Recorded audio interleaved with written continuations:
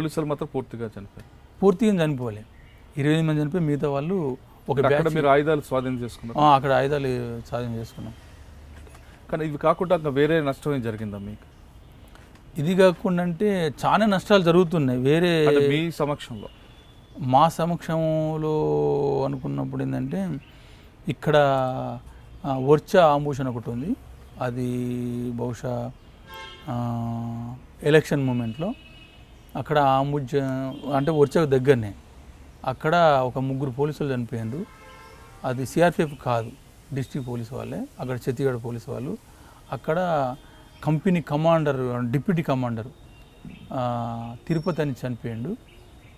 ఒక ఇద్దరికి మహిళా కామ్రేడ్స్ మహిళలకు గాయాలైనాయి. ఓకే. అంటే మీరు ఎక్స్చేంజ్ ఆఫ్ ఫైర్లో కానీ లేదు మీ మీద పోలీసులు దాడి జరుగుతున్నప్పుడు అక్కడ అంటే లాస్ట్ మూమెంట్ వరకు వెళ్ళి బయటకు వచ్చేది ఏమైనా ఘటనలు ఉన్నాయా? అంటే మనకు ఇప్పుడు దౌడా అని పోలీస్ క్యాంపు మీద రేడ్ చేయడం జరిగింది. అది ఫెయిల్ అయింది. దానిలో క్యాంపులోకి వెళ్ళాం మొత్తమే. అంటే గోడను బ్లాస్ట్ చేసి నైటు ఆ క్యాంపులోకి వెళ్ళాము. అయితే చీకటి ఉండడంతో ఆ ముందు పోయే ఏవైతే పైలట్ టీమ్స్ ఏవైతే ఫ్రంటల్లో వెళ్తారో వాళ్ళు పోకుండా మిగతా బ్యాచ్ని అంతా ఆపేసారు. ఫైరింగ్ బాగా జరుగుతుంది. ప్లేయింగ్ మైన్స్ అని, రాకెట్స్ అని అంటే నక్సలైట్ల వైపు నుంచి మా వైపు నుంచి చేస్తూ ఉన్నారు. అది దగ్గర గంట అయిపోయింది. ఏమంటే సెంట్రీలు కొంత టెన్షన్ గురైపోయారు. ఎంతైనా ఒక గంట తర్వాత మళ్ళీ తేరుకుంటారు కదా. అతను తేరుకొని మా పక్కకే ఉన్నాడు సెంట్రీ. అసలు మేము గమనించలే. ఆ సెంట్రీ ఫైర్ చేయడంతో అక్కడ 2 మహిళా కామ్రేడ్స్ చనిపోయారు.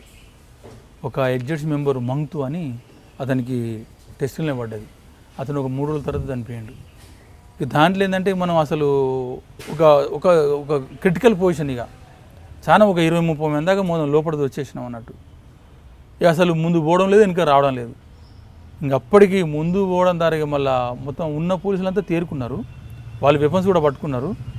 వెపన్స్ పట్టుకున్నా కూడా మనం అటాక్ చేయవలసిందే. అయితే ఈ పట్టుకునే క్రమంలో కూడా ఎక్కడ వాళ్ళు అక్కడ ఆక్యుపై చేసుకోవాలి. అసలు ఎక్కడెక్కడ ప్రాంతాలకు పోవాలనో ఈ టైంలోనే పోవాలి వాళ్ళు. ఈ పోని పరిస్థితుల్లో మనం ఇక బయటికి వెళ్తామా లేదా ఎట్లా పరిస్థితి అనేది ఒకటి వచ్చిండే.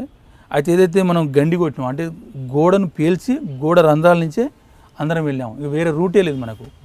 ఫెన్సింగ్ వైర్ కూడా మొత్తం ధ్వంసం అయిపోయింది. మళ్ళా అదే రూట్లో అందరం వచ్చాం. అదే బ్లాస్ట్ అయిన రంధ్రాల నుంచి మనం అందరం వచ్చాం. అప్పుడు మనకు అంటే వెళ్తామా లేదా చనిపోతామనేది అప్పుడు కొద్దిగా ఉండే.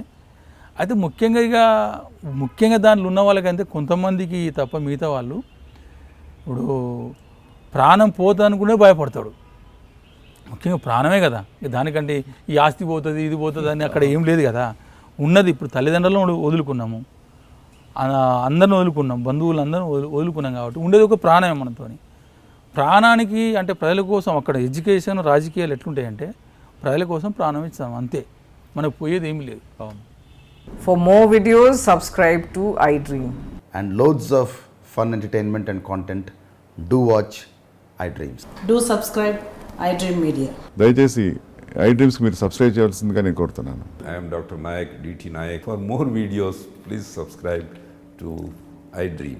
Please subscribe iDream News. Please subscribe iDream. Please subscribe iDreams. మీరు చూస్తున్నారు iDream News.